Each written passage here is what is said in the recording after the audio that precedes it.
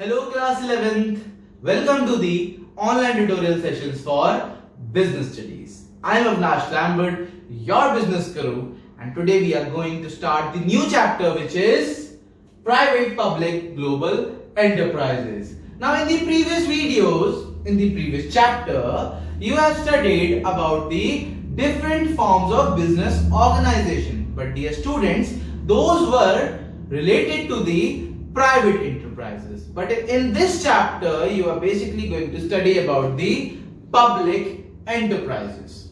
So, without wasting further time, let's start with our third chapter, which is private, public and global enterprises. Now, basically, India is a mixed economy. You already know that India is a mixed economy. What is mixed economy? Where public and private sector both works together. You already know that. So, India is a mixed economy where private and public enterprises works together. So, you have to study about both types of enterprises. Now, let's start with the private sector, which I have already covered in your previous chapter. What is private sector? It includes all those enterprises. It includes all those enterprises which are owned, managed by individuals or group of individuals. Basically, there is no interference by the government. So, it includes all those enterprises which are owned. Means the ownership belongs to an individual. They are controlled, they are managed by an individual or groups of individuals. Now, what is public sector?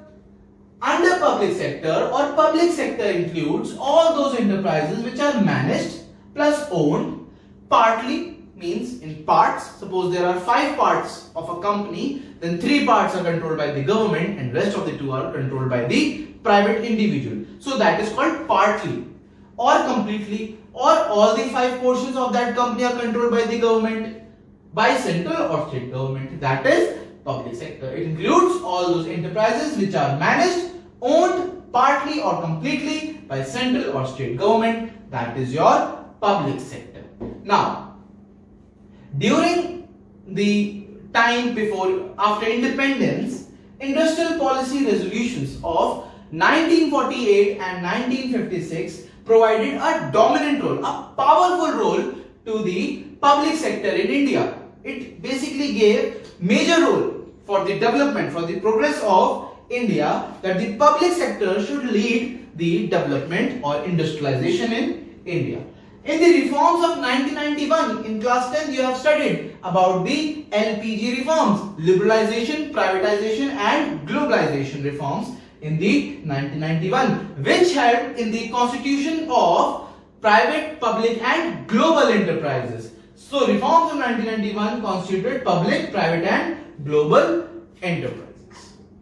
Now, let's start with the classification of Indian economy. Now, as you already know that India is a mixed economy, so it will be classified on the basis of private sector and public sector. So, basically private sector has been divided into sole proprietorship, Hindu undivided family business, partnership, cooperative societies and joint stock company. Now, all these 5 private sector you have already completed in your previous chapter, that was forms of business organization.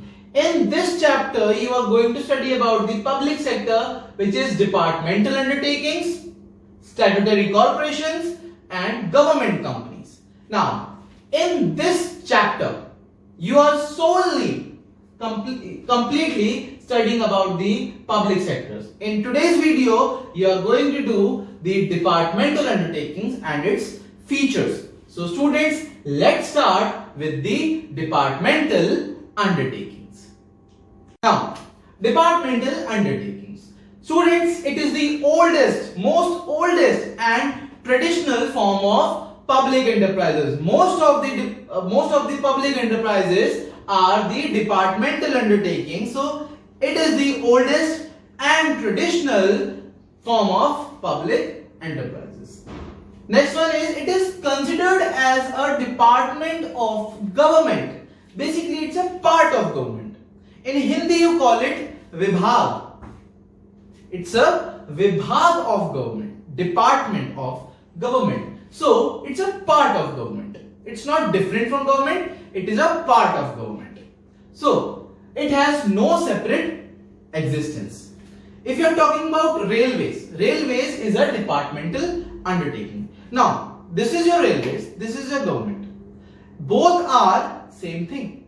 You cannot say that railways are different and government is different. No, both are same thing. This railways is a department of the central government. Understood? Fine. So it has no separate existence. And this department is controlled by that one ministry. Suppose railways is controlled by the railway ministry or the railway minister. So one ministry, that one particular ministry or the central or state government controls its functions. It controls them. For example, railways, the biggest example of developmental undertakings, railways. Next is post office. Post office is also an example of departmental undertaking, and the most important departmental undertaking is the defense. So these are your examples of departmental undertakings. I hope you have understood this departmental undertakings. Students, let's continue the topic with the features of departmental undertakings. Now, the first feature of departmental undertaking is the control. Who controls it? That one particular ministry.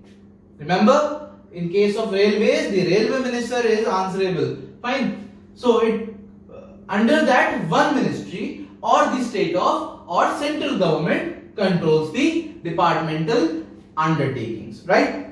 So, the next one is no separate entity. As I already told you that it is considered to be a part of government. Railways is a part of government. So it has no separate entity. Railways and government are both same thing.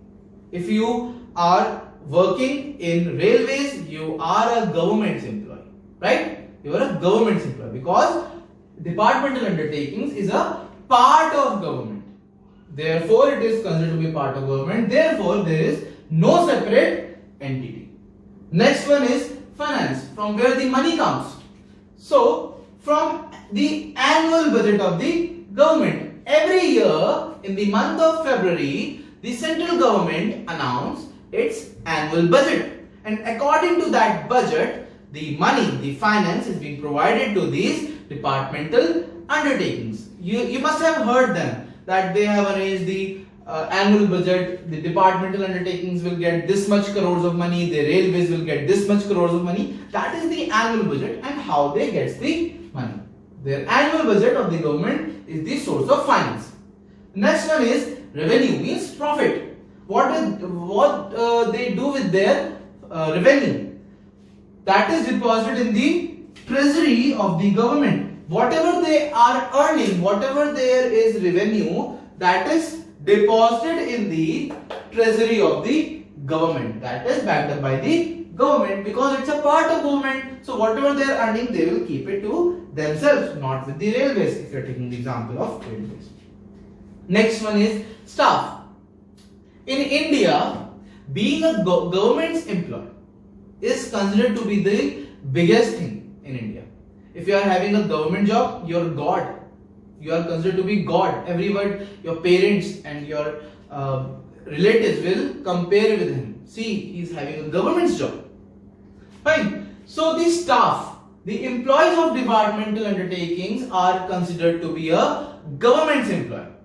And all the rules of the recruitment, whatever the process of recruitment, whether there is a test, whether there is interview, the recruitment policy and the compensation policy is according to the rules of civil servants. Whatever they will be paid and how they will be employed, that will be according to the rules of civil servants because they are considered to be the civil servants.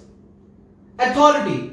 Who is the authority of departmental undertaking? Basically, these departmental undertakings works under the departmental head. There is one departmental head who is answerable to the ministry, to the government. So, the authority of the departmental undertakings is on the hands of departmental head, and the departmental head is answerable to the concerned ministry or the state or central governments.